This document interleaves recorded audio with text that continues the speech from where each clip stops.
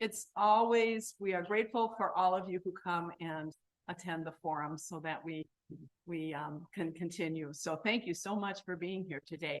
My name is Lorraine. I'm co-chair with Mark on the getting the forums together. Just a note, I'm going to be backing away from that responsibility for a while after May next year, 2024. So I'm here to say it's a fun job. It's interesting. You meet wonderful people, but you're busy every Sunday, but I can tell you how it works. So I will be here until the mid 2024. So come and see me and we can get you started on being the other co-chair. I'll help you. So, okay, and tell other people that you might know. Also, our basket is going to be on a chair near the door. This is money that we are able to use for costs for the forums. And so that's usually a technology thing and new equipment. So if you would be so kind to consider putting some money in there, that would be great. And today, our speaker is John Nichols, and he will be introduced by our member, Chris Schmidt. So thank you.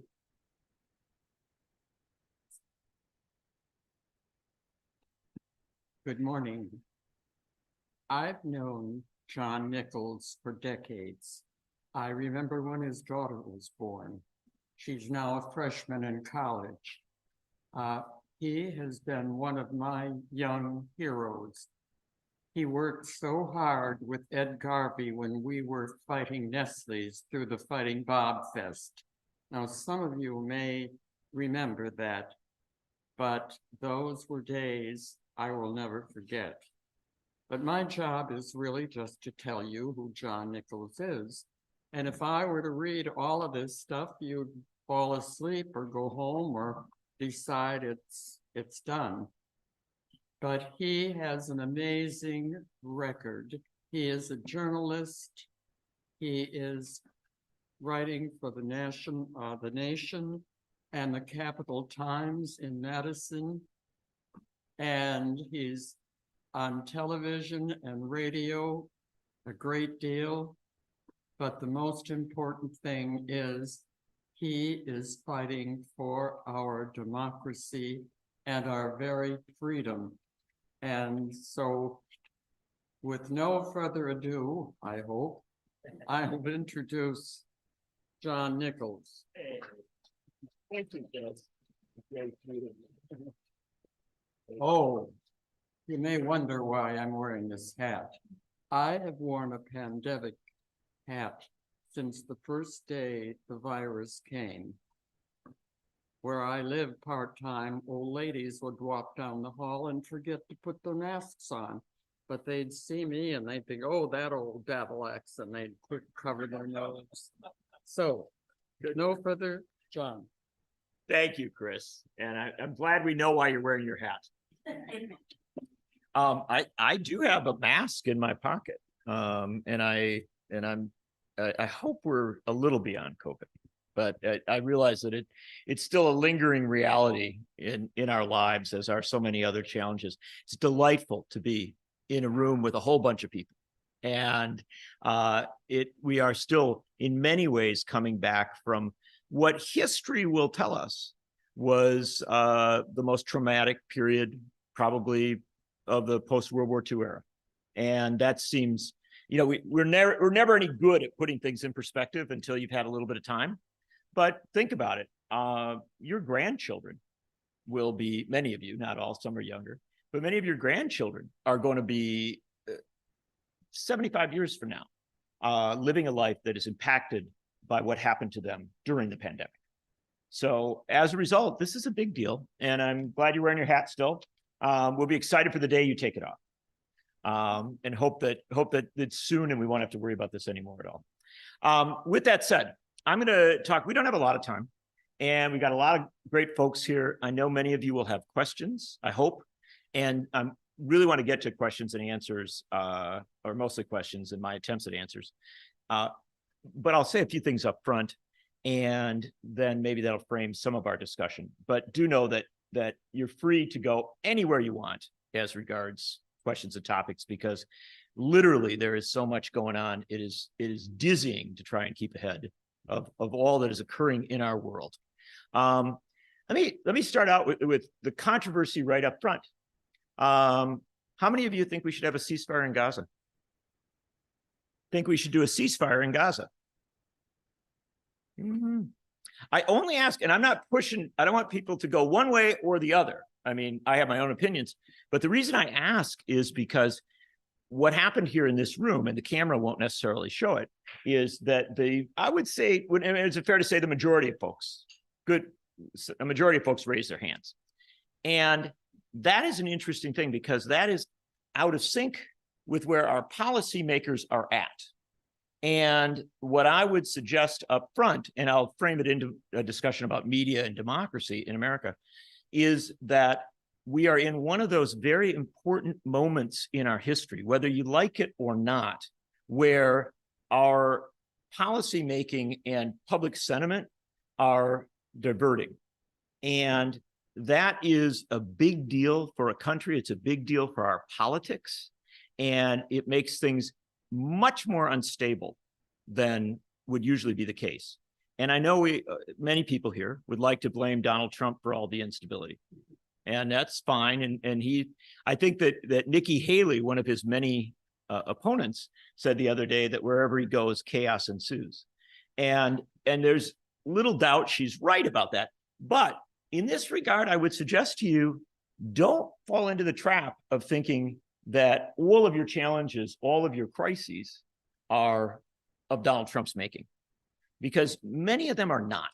Many of them are rooted in long-term systemic challenges that existed before Trump came along and that will exist, after he is imprisoned or reelected or both. And I will, my politics, most of you, and so you'll know which side of that equation I'm on. But why I say this is that the Israel-Palestine-Gaza complexity, for lack of a better term, war, occupation, however you want to refer to it, has come so much to the fore that it has caused what is right now the largest national opposition to U.S. foreign policy that we have seen since the days before the war in Iraq. And again, that was massive. We had massive opposition to the war in Iraq. It's just, we went and did it anyway, and it turned out disastrously, and there you have it. And so we're in a similar situation now, and you should be conscious of that, because it will affect not just Israel, Palestine, Gaza, it will affect our domestic politics dramatically in the next year. And the reason for that is because we have policymakers who, for better or worse, you can agree with them or disagree with them, operate from one set of opinions and experiences that are deeply out of sync with where a great number of Americans are at.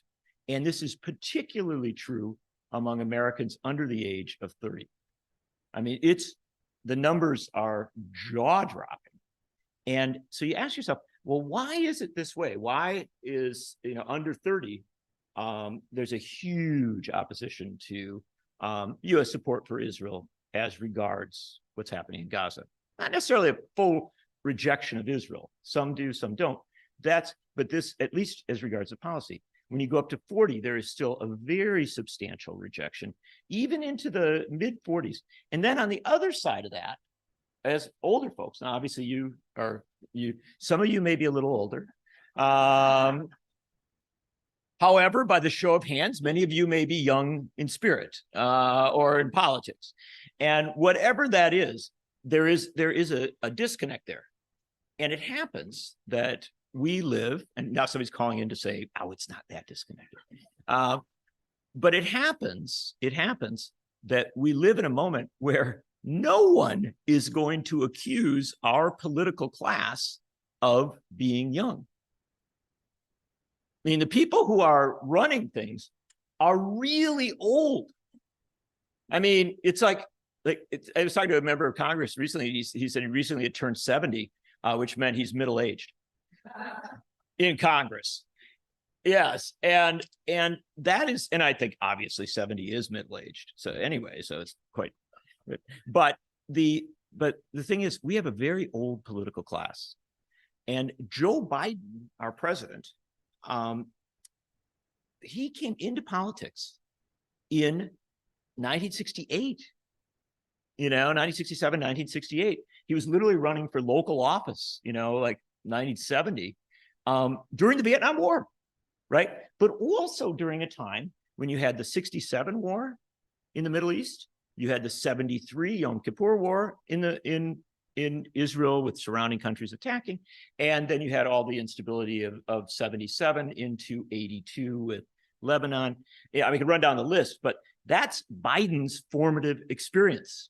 What he knows of how to think about this region, again, whether you agree or disagree, is better part of 60 years old, right?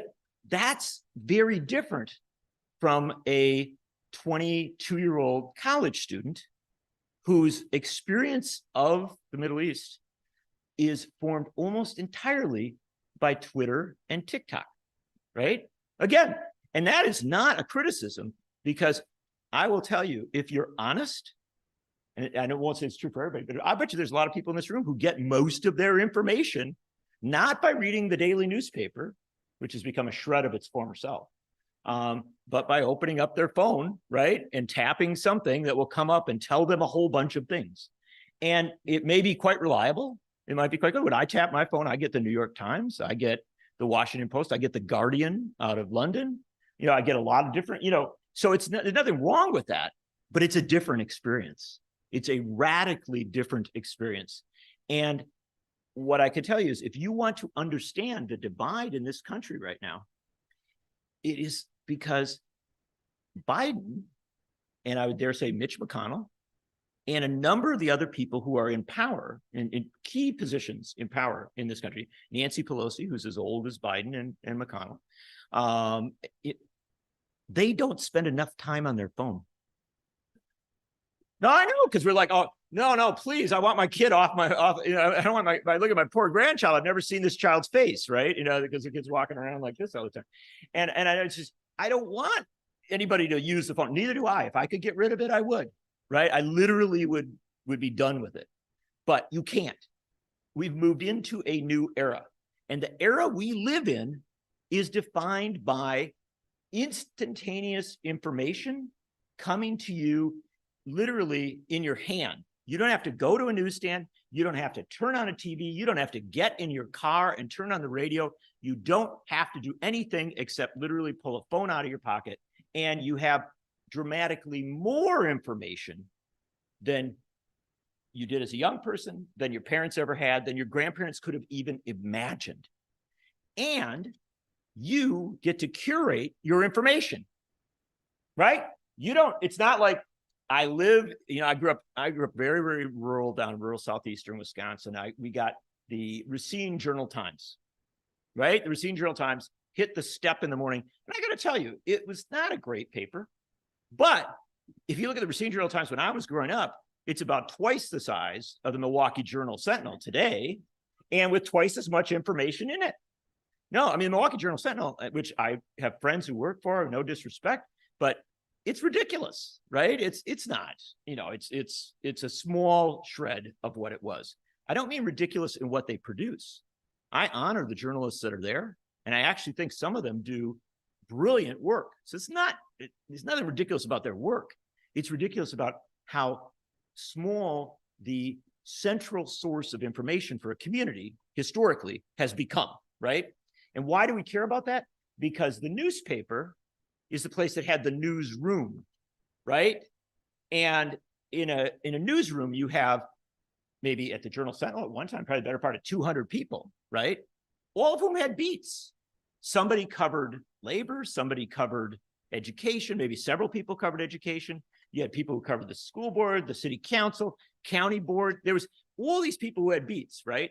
And so hundreds of people went to work every day knowing that it was their job to figure out what was going on and then to bring that information back, to process it in the best way they could. Sometimes they failed horribly, right? But to process it in the best way they could so that it would then be put out in a product that would come to you on your front doorstep, right? That was the concept. And it was a model that worked for a long time. It worked because of advertising primarily, not your subscriptions. Your subscriptions were cheap. You got your subscription cheap because they actually wanted to sell you to the advertiser, right? I mean, they wanted to say, we have 200,000 readers here, so you're going to want to pay us money to get to them. And the advertisers didn't care what was in the newspaper, by and large. Some of them were, really biased, and they didn't want something about them. Airlines never wanted stories about airline crashes next to ads for airline ticket sales. Reasons we can figure out. But the bottom line is they didn't really care. And frankly, many of the producers of newspapers, the publishers, didn't care either, right? They wanted that advertising revenue, and they would wrap some news around it because they knew you didn't really want the ads. You wanted the news. And so as a result, this whole construct worked for about 100 years. And then about 20 years ago, it started to completely unravel. It literally disappeared. And we still have newspapers. I write for the Cap Times in Madison. I write for a magazine nationally that still prints issues. We have someone here, Ms. Larson, whose daughter works for The Nation in our development department. And we're thrilled to be able to employ her and employed to still employ me. But what I got to tell you is, it's not coming from advertising anymore, right? The Nation exists because we have a lot of supporters around the country who give us donations. There are some ads and things, but primarily it's that reality, because the ads have primarily left. They went elsewhere, and they went elsewhere because of the internet, right? They can follow you. How many of you, and maybe some of you don't have this experience, but many will have, where you looked up like a set of boots or a set of shoes, right? And then you're like, oh, yeah, I don't think I'm going to buy that today. And then like the next day you open up your computer and there's like a little ad there for it, right? Because they remembered. The newspaper never did that. You know what I mean? They may have an ad in every day and promote something, but the newspaper never said, yeah, you kind of paused on this ad yesterday. I'm going to come back and put it right in your face tomorrow. Even television never did that. Radio never did that. All of traditional media never did that. Internet does that. And so for advertisers, it's not even a debatable point. Of course, they're going to follow, the system that will give them their revenues.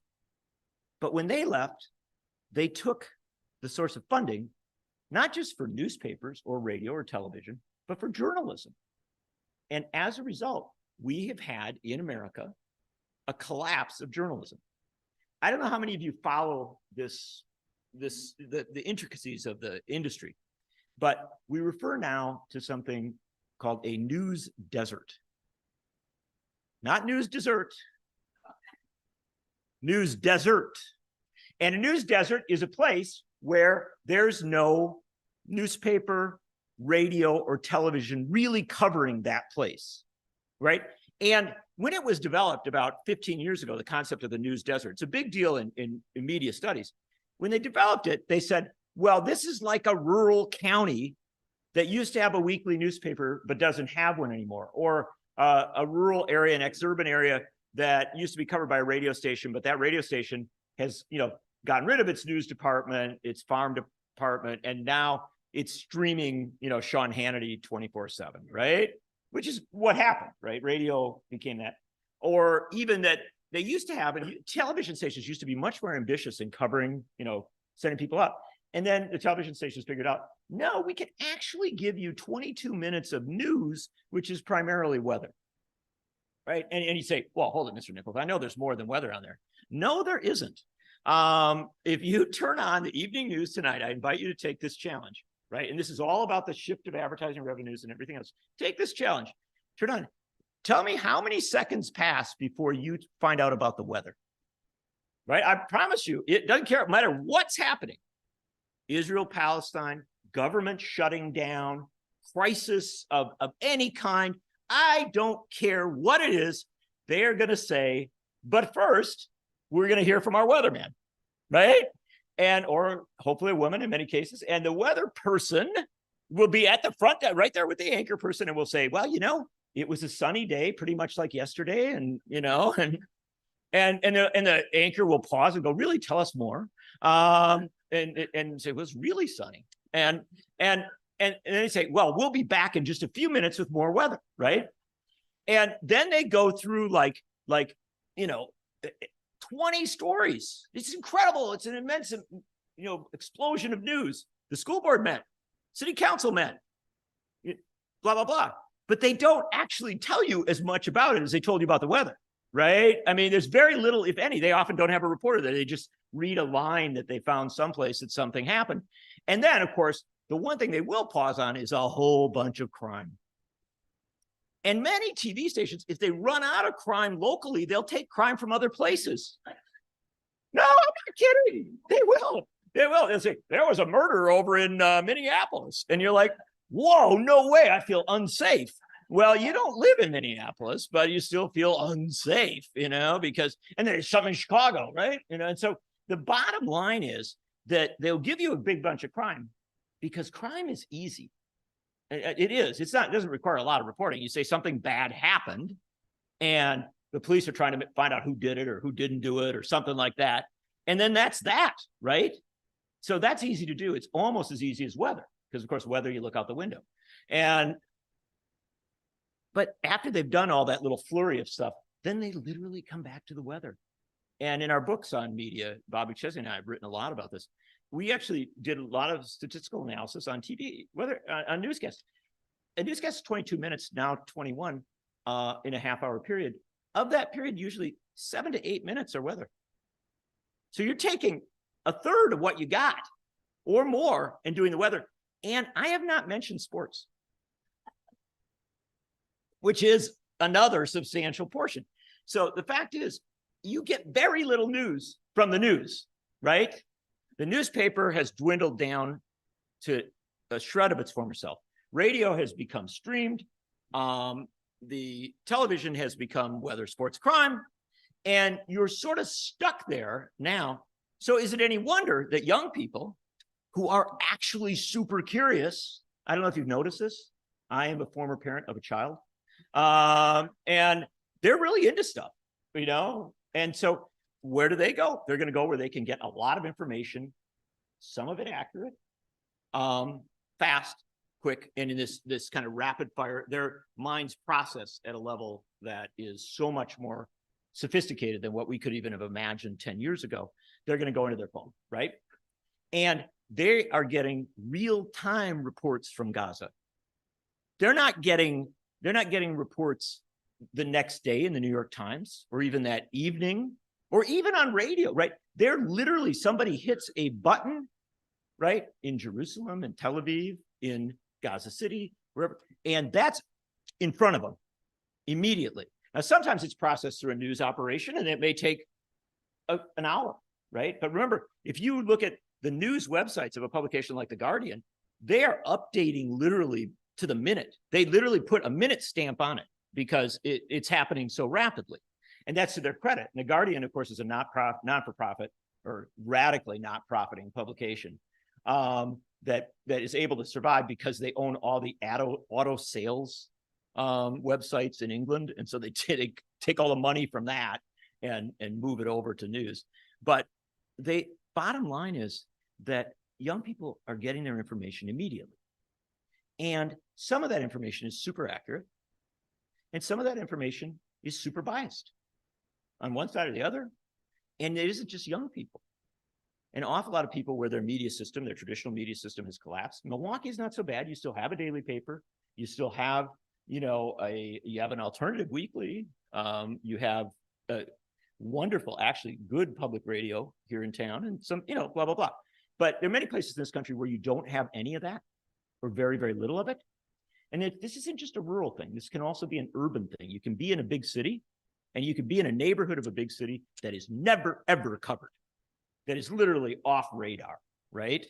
And unless you have some horrible crime occur or something like that, but you're pretty much off radar. And so when people are not seeing anything that relates to their lives coming to them through traditional media, they're of course going to go. And so why is Donald Trump immensely popular in rural America? Because people in rural America are getting their information from alternatives to traditional mainstream media. Again, you can like it or dislike it. I'm not going to decide that. But what I will tell you is this, that they're going to look at their phones. They're maybe going to listen to radio, right? And hear right-wing talk radio. Or maybe they're going to listen to Fox, but they don't have the tempering local counter narrative to that because that has collapsed. And so, take you back to my initial point. One of our problems today is that Mitch McConnell, Joe Biden, Nancy Pelosi, a lot of other powerful figures don't spend enough time on their phone. And I don't mean that they should take all their information or policy from their phone. That's not my point. In fact, I'd be horrified if they did. But what I do mean is they ought to know where the stream of information that substantial portions of American society are relying on, right? Because if they don't, they are going to they may do the policies they're going to do anyway, but they're not explaining those policies with a consciousness that people really disagree with them. And people really aren't on the same page because they have literally a different set of facts, right? And again, some of those facts may be warped, some of them may be inaccurate. That's not the point. The point is that there's a divergence. And that divergence has the potential to do us dramatic damage. I mean, literally to be a hugely significant factor in our politics, electoral politics, which I cover primarily, but also in our policy making. Because policies don't have to be what the great mass of people favor. I happen to be a small d Democrat. I generally like policy to extend from the polity, right? From the great mass of people. That is what I would prefer. But that's not always the case, and it can't always be possible. Franklin Roosevelt wanted to go and fight the Nazis before the American people were ready to fight the Nazis. It's just the truth. And Roosevelt really had to struggle with that. But because Roosevelt knew the sources of information that people were getting in 1939, 1940, 1941, he was able to talk to the great mass of Americans about what they feared, what they were concerned about, what the challenges were. If you don't recognize where people are getting their information and where their sensibility is being formed, and you're not talking to them about that in a very serious way, where you go policy-wise seems radically out of sync. And this is why today we are seeing massive demonstrations about Gaza. Tens of thousands of people in the streets on a daily basis, closing the bridges in San Francisco and in Boston, and closing the train stations in New York on Friday night. Penn Station shut down by tens of thousands of people, predominantly Jewish Voices for Peace and not, if not now, in some other groups. But what I'm trying to tell you is, I think there's a lot of policymakers who go, I don't know what these people are thinking, right? Where are they coming from? Where are they getting these crazy ideas? Well, they're getting these ideas from their flow of information. And you can do one of two things. You can bemoan that and say, wow, well, they're just getting information that's not right, or they're getting information I don't agree with. That's one option. Another option is to say, wow, maybe I should check out their flow of information because they may know something I don't know. That's another thing. Or third, what I would actually suggest, but it's not an immediate solution, it's a long-term solution, is we need to recreate a functional media system in this country. This is a huge deal, which we never talk about. I promise you. Next year, we're going to have a presidential race, and it's going to be, they're going to have debates and arguments and TV ads and everything. I guarantee you, there's not going to be anybody that gets up there and says, you know what? James Madison, for all of his flaws, and he was a very flawed individual, but James Madison, for all of his flaws, was probably right in 1822, 200 years ago, when he said, a society without information and the means to attain that information is a prelude to a tragedy or farce or perhaps both. And this fundamental reality is we don't have a kind of shared baseline for information in our society. And that doesn't mean that I want one source of information flowing. I want 100 flowers blooming. I want a lot of sources of information. But you can't get journalism in a environment where the advertising does not support journalism, where the revenues do not support journalism. And so we have to radically rethink how we get a lot of information to a lot of people in a very reliable way. Much of it's still coming on their phone, by the way, right? That's not what I want to change, but I want to make sure that we pump more accurate information into that phone, right? Lots of it, and competing sources and all that. And, you know, it's a radical idea. I know that's never been done before. I don't know. It's so incomprehensible. I mean, it's only been done like in, I don't know, Germany and England and Scandinavia and every place else where they have massive public broadcasting at the local, state, and national levels, which is not perfect, by the way. None of them, no one in those countries would tell you it's perfect. But the bottom line is that every one of those countries I just named, and every one of those regions, Scandinavia, rank above the United States in the Economist magazine's democracy index, right? And one of their measures of democracy is if you have a lot of accurate information that everybody has easy access to. What's happening in America is we have a decay of our flows of information. To give you an example of how bad it is, in Germany, again, not a perfect country, in Germany, they spend $142 per person every year on public media. That's community media, the various different, they have 7 different national broadcasting, public broadcasting operations. They're all at $142 per person per year. And we spend $3. Keep that in mind, right? And Germany is not an outlier. You know, this is kind of normal. Norway, I mean, you don't even get in the way of all they're spending on media. They actually fund competing national networks, and they fund local newspapers that can't be supported by advertising. And so they allow people to support the newspapers through subscriptions, which in some countries in Scandinavia, you can withdraw from your taxes, right? So there's new flows of revenue there. And they don't limit it to like, oh, it's got to be friendly to the government. No, if you've got, in Norway, they're maintaining like radical socialist daily newspapers and radical conservative daily newspapers. The fact is, though, the resources are there because they found models to fund it. I am not going to spend today, because we only got a couple of minutes where we go to questions. I'm not going to spend today talking to you about how to, all the models that exist. I will just promise you they exist. This isn't that complicated, but we have chosen not as a society to figure out how to have a media system that gets a lot of people, a lot of accurate information that they can rely on, and that they can actually have some shared set of understandings that they begin with, right? They can go in different directions. They can disagree. And I'm not passionate about, I would never want to have one source of information, right? I think that'd be a terrible thing. I think you have to have multiple sources of information. You need dissident information. You need challenging information, right? But what I will tell you is there should be some there. And the there at its best comes from journalism, right? And what's dying in America is not media. We're awash in media. We have more media than we can ever wrap our head around. What's dying is journalism. And I'll close off with this basic thought, and then we can talk more about all these things and how it intersects with democracy. This last week, Penny Abernathy, who's a fantastic scholar at Northwestern, who's basically the person who came up with the concept of news deserts. And we have an ongoing debate because she says there's, we can still look at a map of America and see the news deserts. I say, wrong, Penny. I respect you greatly. I think America is a news desert. I think it's wall to wall, coast to coast, north to south. Doesn't mean there aren't places where people can get the information that they need. Elites can get the information they need. But if our basic construct is that people can easily get lots of information about foreign policy, domestic policy, local affairs, about their lives in a bunch of different perspectives that are actually useful to them, we're a news desert.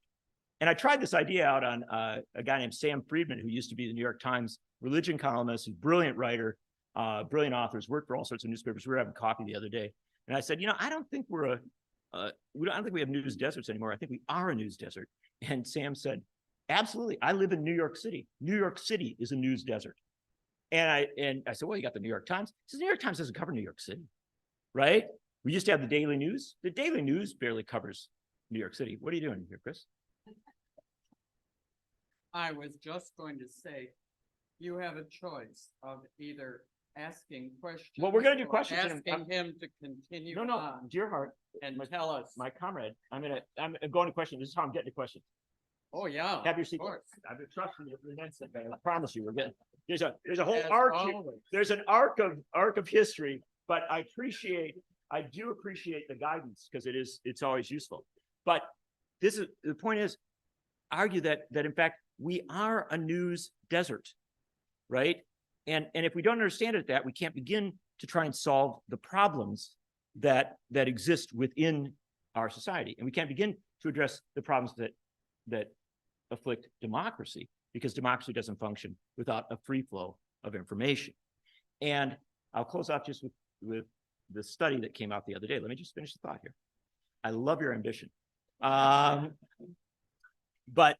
the study that came out the other day said that since 2005, we have lost a third of America's newspapers. 1/3 have been lost. Almost 3,000 have been lost since 2005. And the remaining ones are shreds of their former selves. But this is the bigger thing. Don't think about newspapers. Newspapers are perhaps the thing of the past. Think about newsrooms. Since 2005, we have lost 42,000 working journalists in America. And we're getting, many places, that's far more than half of what you had. And so journalism is leaving the room, right? It is ceasing to be. If it ceases to be, people will still have lots of information, but it won't necessarily be accurate information. Or if it is accurate, it may be warped or biased. And that's not to say journalism was ever the best or that it was ever perfect, but it is to say, like the old vaudeville joke, two women sitting in a restaurant. One of them says, the food here is horrible. It is the worst food I have ever tasted. And her friend looks up from her soup and says, yes, and such small portions. With that, your questions. All right. Yes. If you would just rephrase the question a little bit. I'll repeat it for the doesn't camera. always get picked up. I totally respect that and appreciate. And if I fail to do that, please, Chris, you will tell me to do it. Right? Chris and I have been friends. It is important to understand Chris and I have been friends literally for 30 years. And of course, in that period of time in Wisconsin, we have lost more fights than we have won. But we have always stood side by side, shoulder to shoulder. And I'm so honored to have her with us today. And you should give her one more round of applause. Let's go. This gentleman was fast with his hand, the furthest, and then we'll come in. We'll work our way in.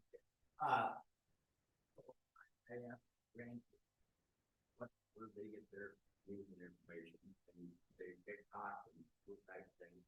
And I get mine through MSNBC, CNN, Fox, or it might be.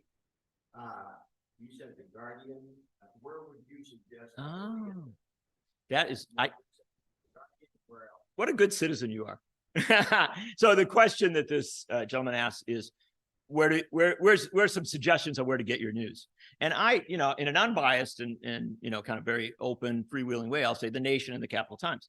But if I'm going to go a little bit further there, I would say this is what I would recommend. Even as local media declines, always do your best to consume your local media. Try to know what's going on in the place where you live. It gives you some perspective. And so, certainly you begin with your local paper and stuff like that. But I always think that you should have at least a couple sources of national news and international news.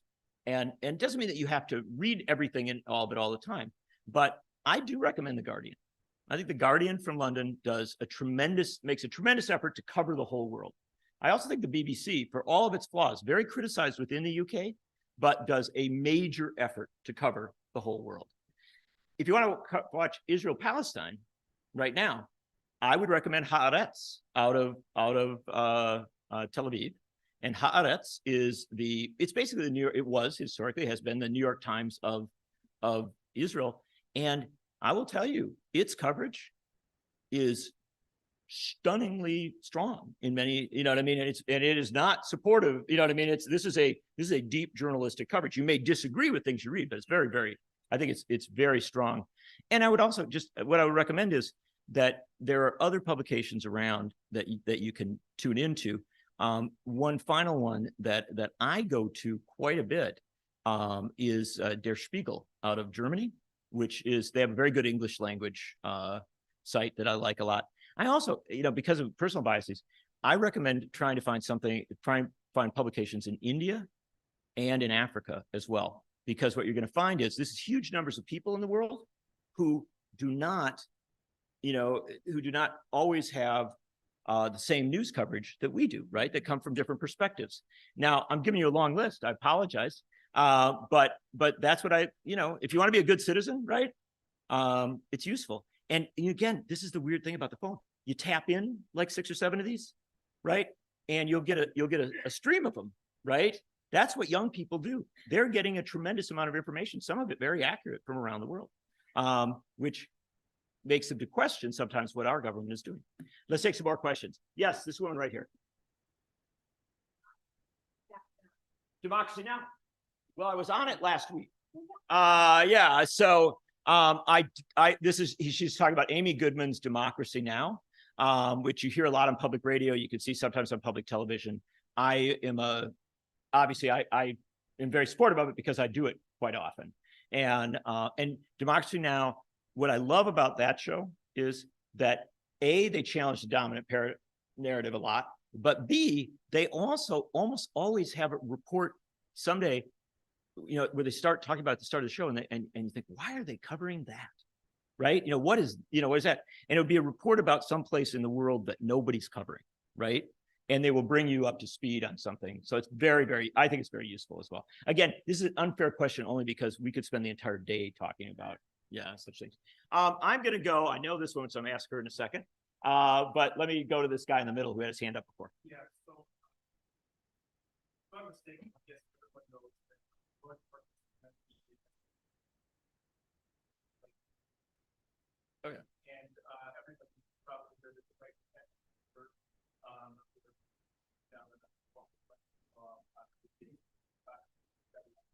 and I'm guessing a lot of people that whether it's they spend a lot of money getting outside.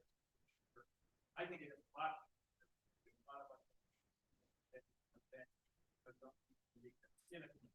and say all your houses, I think,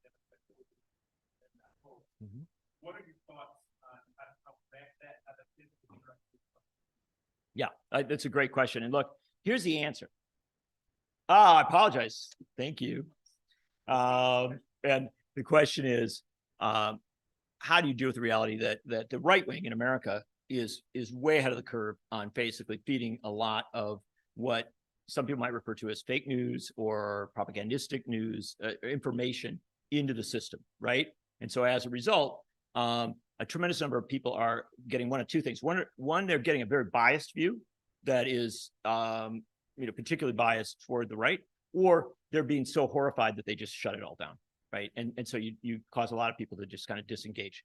And the answer to that, I know I hear people all the time will say, well, then the left should do the same, right? Yeah, but the left has a shortage of billionaires. And the fact is that there are a lot of, goes back to the 50s, right? Right-wing oil millionaires and billionaires that funded a lot of conservative stuff.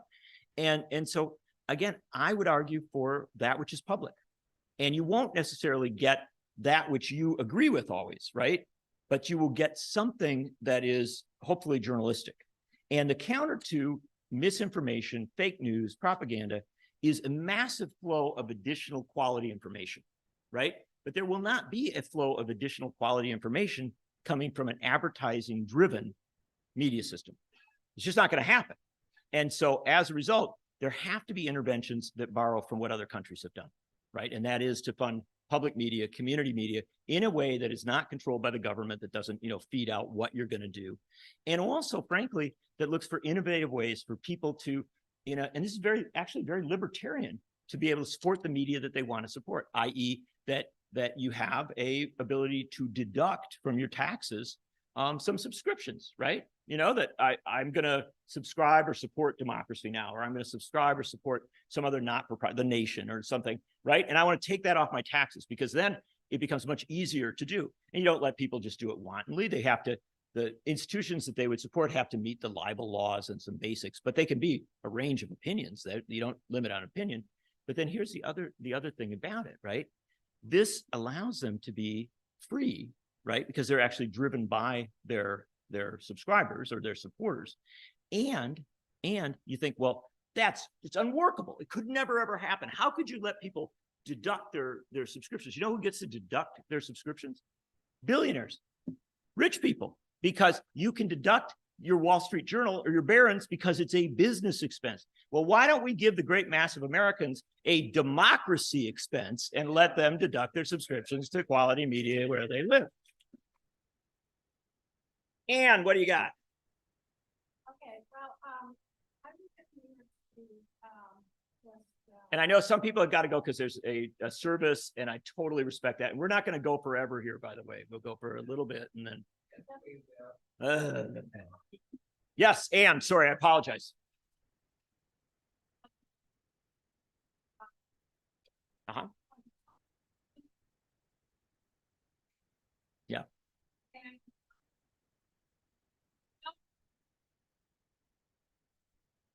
Not much. Yeah. Yeah.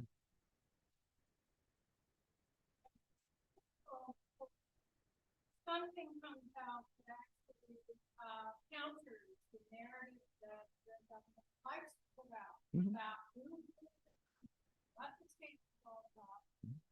And I wanted you to comment on the disconnect between government-sponsored narrative and how that is fed into mainstream media. Oh, yeah. And- Sure. and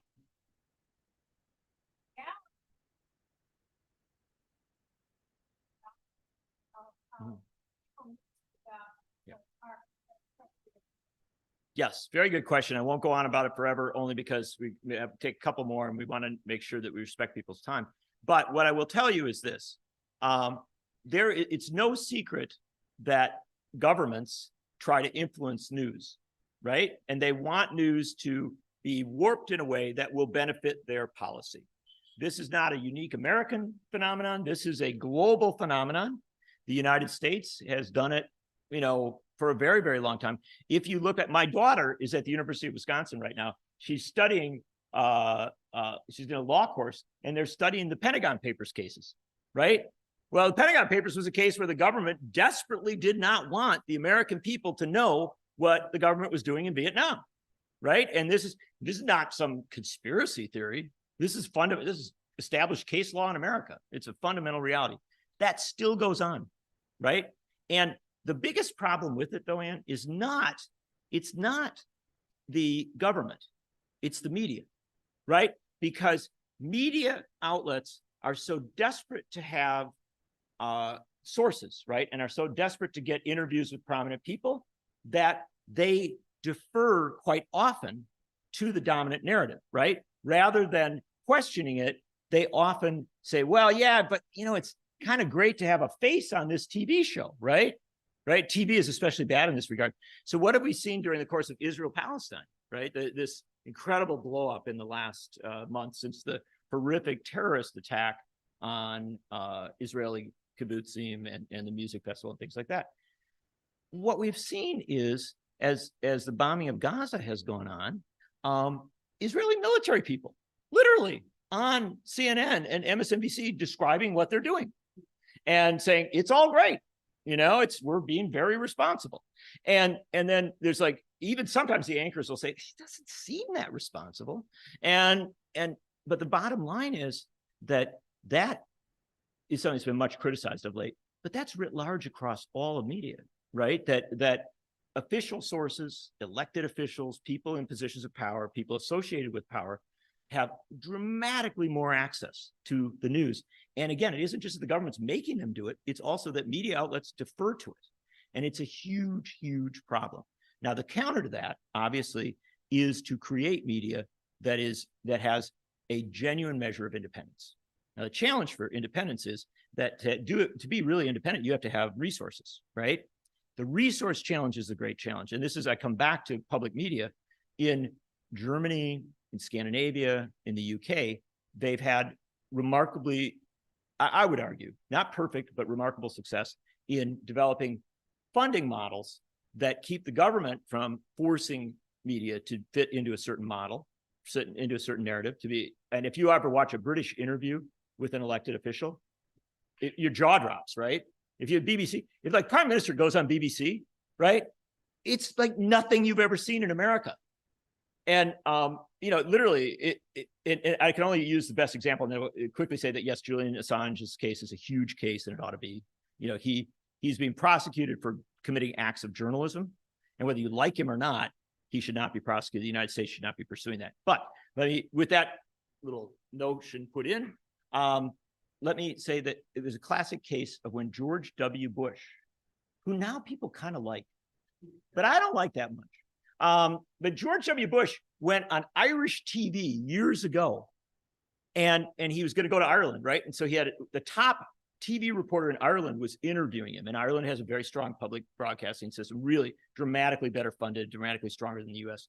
The woman's interviewing him, and George Bush is, she's asking him questions about Iraq. And they're really tough questions. And he's not answering them at all. Like, he's like, not even coming near answering them. And she was coming back to him and she was saying, Mr. President, you did not answer my question. Mr. President, you're avoiding my question. Mr. President, this is absurd. I have asked you something as President of the United States, and you are not answering the question. And she was coming back with all these different, like, very aggressive, demanding that he explain what was going on, right? Did he talk about it? And he finally said to her, and you go back, find the tape. He says, we don't do it that way in America. Like, he was telling her, your interview is inappropriate because in America, we don't have tough interviews. And what I'm telling you is that this is a deep fundamental problem. And it is a problem with governments trying to warp and influence the news. It is also a problem with the news deferring to that warping and influence. I'll take a couple more questions and we're gonna let you go. I am going to go to this woman right here. I'm working, as you can see, my bias here is I'm working right down this throat.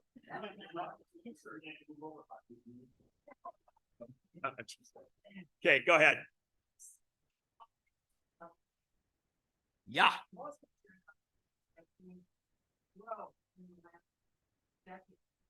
is simple and the other is voting for senior own interests. And this is an example. I've read a lot of last reading about support for Biden being eroded, and people saying they won't vote for him because of his position in the Middle East. And I think for most people, they're either Jewish or Islamic. They have almost nothing to do with Israel. There are all sorts of real life issues, economic issues, abortion, the courts, that really affect their lives. And they might not vote because of this thing. As if the Republican candidate's going to be better.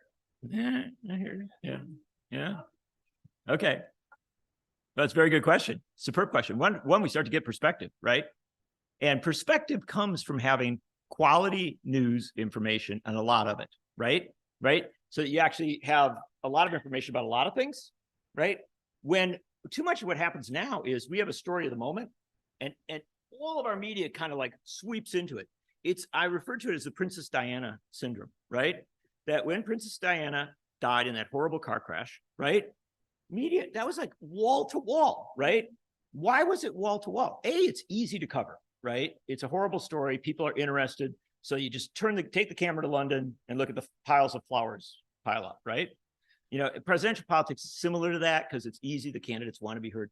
But the harder stuff, right? Going out and talking about education, talking about the decay of education in America and the fact that we literally have a war on history and a war on public education in this country. Talking about that that takes more reporting, that takes more time. And so one of the problems is we don't have enough, right?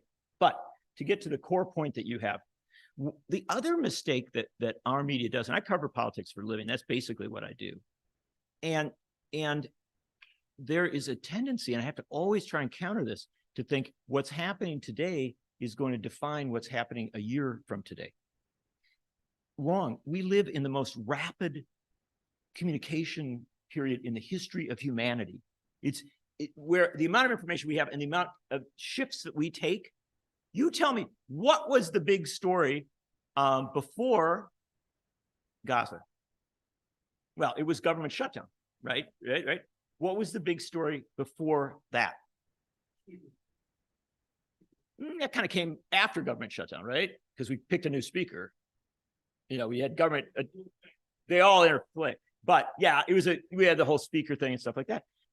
But the thing is, you can go back and it's something we don't know. There will come a point, I can push you back a little ways and you're not going to remember what the dominant story was, but there was a dominant story, I promise you.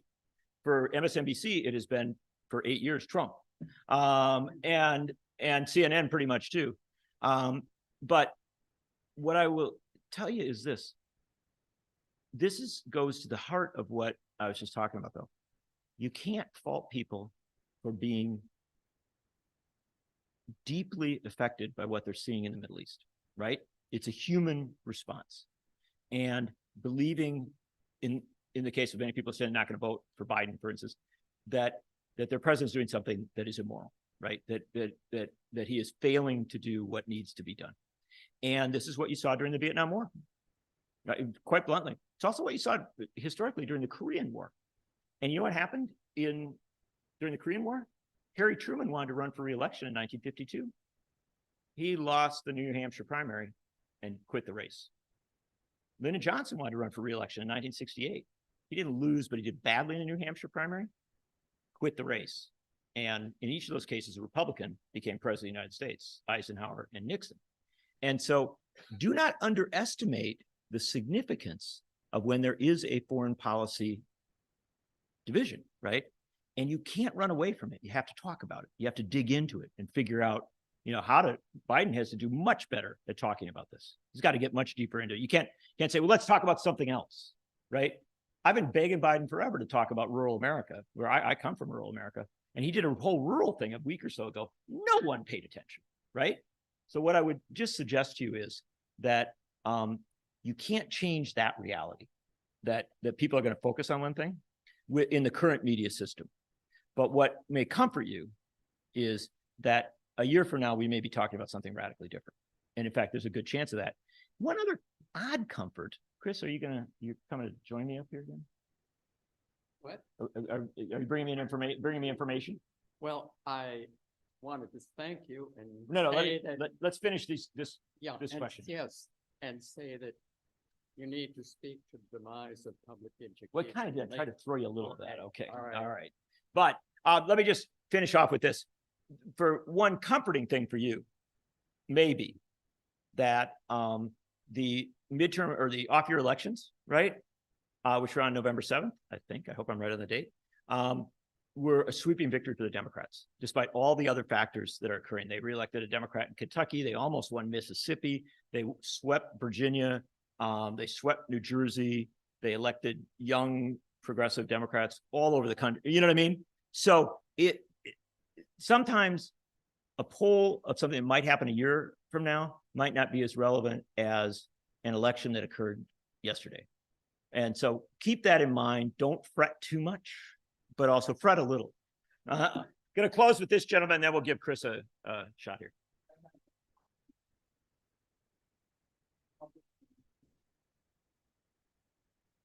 Thank you.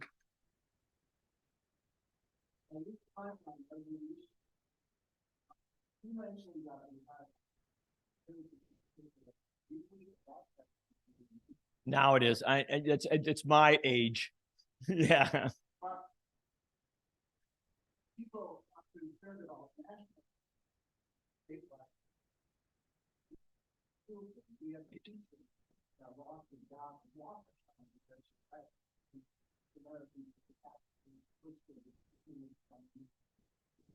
Yeah, I remember. Yeah. Well, that's the problem right there. Yes.